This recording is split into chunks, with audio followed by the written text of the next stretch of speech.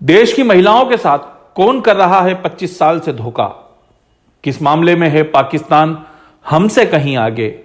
और उत्तर प्रदेश की सियासत का कौन है असली किंग मेकर? बताऊंगा और भी बहुत कुछ। इस वीडियो में अंत तक मेरे साथ बने रहिए। वीडियो पसंद आए तो इसे लाइक कीजिए, शेयर कीजिए और चैनल को सब्सक्राइब कीजिए।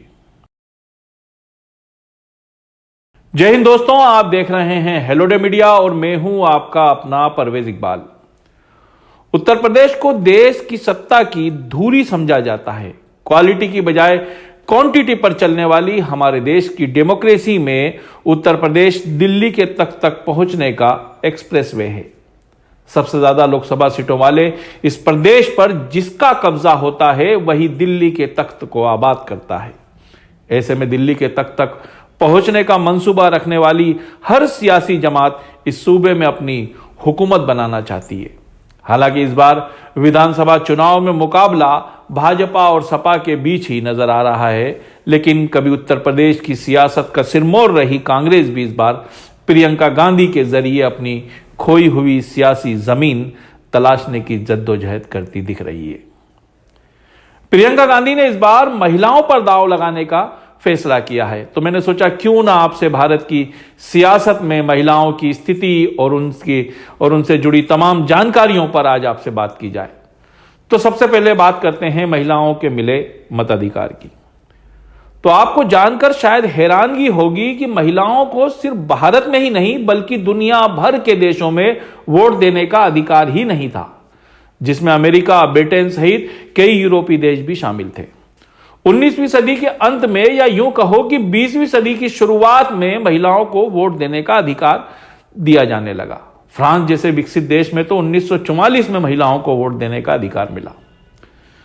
दुनिया में सबसे पहले न्यूजीलैंड ने वर्ष 1893 में महिलाओं को वोट देने का अधिकार दिया। भारत में महिलाओं को वोटिंग का अधिकार 1950 में संविधान लागू होते ही दे दिया गया था।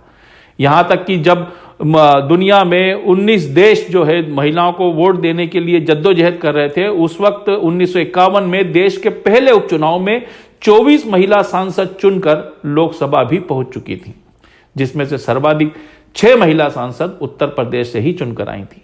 हालांकि बाद में महिलाओं को प्रतिनिधित्व देने में हर सियासी जमात ने कंजूसी बरती और आज जहां विश्व में महिलाओं का औसत सांसद 24% है, वहीं हमारे देश में महिला सांसदों का प्रतिशत मात्र 12 है।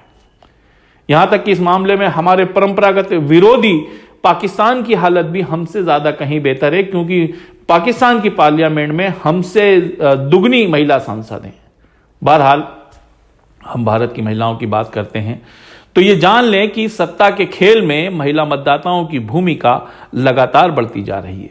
2019 के आम चुनाव में 67% महिलाओं ने अपने मताधिकार का उपयोग किया था और उत्तर प्रदेश में तो महिला मतदाता किंग मेकर बन चुकी हैं। जी हां, पिछले विधानसभा चुनाव के 3 आंकड़े ये बताते हैं कि किस तरह महिलाएं उत्तर प्रदेश की किंग मेकर हैं। सबसे ज्यादा वोट महिलाओं ने जिस राजनीतिक दल को दिए, वही राजनीतिक दल उत्तर प्रदेश में सत्ता में आया है। 2007 के विधानसभा चुनाव में सबसे ज्यादा 32% महिला वोटरों ने बहुजन समाज पार्टी को अपना मताधिकार दिया था। प्रदेश में बसपा की सरकार बनी थी, मायावती मुख्यमंत्री बनी थी। 2012 में यूपी की महिला मतदाताओं ने अखिलेश पर भरोसा जताया, 31% वोट दिए, समाजवादी पार्टी की सरकार बनी और अखिलेश मुख्यमंत्री बने। 2019 में महिला मतदाताओं का रुख भारतीय जनता पार्टी की तरफ हो गया और रिकॉर्ड 41% महिला मतदाताओं ने भारतीय जनता पार्टी के पक्ष में अपना मतदान दिया और प्रदेश की सत्ता भाजपा के हाथ में चली गई। इस बार प्रियंका गांधी ने उत्तर प्रदेश में न सिर्फ 40 टिकट महिलाओं को देने का वादा किया है, बल्कि कांग्रेस पार्टी ने महिलाओं के लिए एक अलग से घोषणा पत्र भी जारी किया है, जिसमें कई लुभावने वादे किए गए हैं। हालांकि प्रियंका का यह दाव कितना कारगर होगा अभी कहना मुश्किल है, लेकिन यह भी सच है कि कांग्रेस ने देश को पहली महिला मुख्यमंत्री सुचिता कृपलानी और पहली महिला राज्यपाल सरोजनी नायडू को उत्तर प्रदेश से ही मौका दिया था। देश की पहली महिला प्रधानमंत्री इंदिरा गांधी का चुनावी क्षेत्र भी उत्तर प्रदेश ही था। देश की पहली महिला राष्ट्रपति प्रतिभा पाटिल हों या फिर पहली लोकसभा स्पीकर मीरा कुमार, ये भी कांग्रेस से ही संबंधित रही हैं। इसके अलावा प्रियंका ने बलात्कार पीड़िता की मां को टिकट देकर महिला अस्मिता पर भारतीय जनता पार्टी को घेरने की कोशिश भी की है, क्योंकि योगी और भाजपा भले ही सुशासन और अपराध मुक्त प्रदेश का कितना भी दावा करें, लेकिन राष्ट्रीय महिला आयोग के ताजा आंकड़े बताते हैं कि महिलाओं से संबंधित अपराध में यूपी अब भी टॉप पर बना हुआ है। पिछले साल महिला आयोग को महिलाओं के अपराध के संबंध में जो 31,000 शिकायतें मिली हैं, उनमें आधी से ज्यादा यानी 15,828 शिकायतें अकेले उत्तर प्रदेश से मिली हैं। उत्तर प्रदेश आज भी बलात्कार के मामले में देश में दूसरे नंबर पर है। भाजपा के कई नेताओं पर बलात्कार के संगीन आरोप के बावजूद आरोपियों को लेकर योगी सरकार और पार्टी का रुख लचीला रहा है। भदई से भाजपा विधायक रविंद्रनाथ त्रिपाठी और उनके 7 साथियों पर वाराणसी की महिला के साथ बलात्कार का मामला हो, या बस्ती जिले की रुदौली सीट से भाजपा विधायक संजय प्रताप जायसवाल पर लखनऊ के हजरतगंज थाने में हुई बलात्कार की FIR। कहने को कानूनी कार्रवाई जरूर की गई, लेकिन उसके बाद शिकायतकर्ता पीड़िताओं और उनके परिवार ने जो कुछ झेला है, जो कुछ सहा है, उससे यह साफ हो गया है कि आरोपियों को सत्ता पक्ष का अघोषित लाभ मिलता रहा।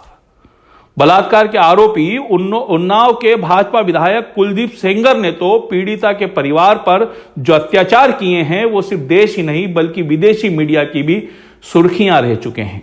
वर्तमान विधानसभा में जिस भारतीय जनता पार्टी के 312 विधायकों में से 114 विधायक आपराधिक मुकदमे वाले हों, उस भारतीय जनता पार्टी के विधायकों की तो ये एक बानगी मात्र है। गांव, नगर, मोहल्ले में निचले स्तर पर महिलाओं से संबंधित अपराध में भी राजनीतिक कार्यकर्ताओं की भूमिका क्या होती होगी, ये अंदाजा लगाना कोई मुश्किल काम नहीं है।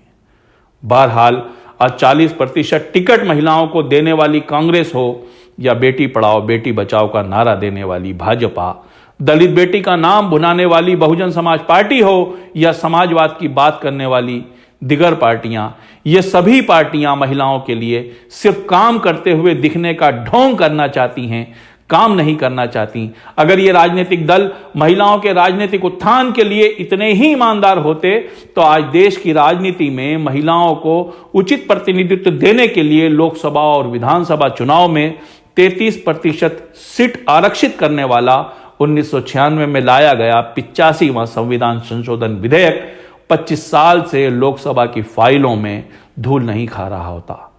बहरहाल अपने हक के लिए 25 सालों से राजनीतिक दल के फरेबी वादों पर यकीन करके उन्हें सत्ता के गलियारों तक पहुंचाने वाली महिलाओं के सामने एक बार फिर वही राजनीतिक दल हैं, वही नेताओं के वादे इरादे हैं। किसी ने क्या खूब कहा है कि मैं तुम पर हर बार भरोसा करता हूं, मैं तुम पर हर बार भरोसा करता हूं, इतना सच्चा झूठ तुम्हारा होता है। खैर, अब मुझे दीजिए इजाजत, अगली बार फिर मुलाकात होगी एक नए मुद्दे के साथ। जय हिंद।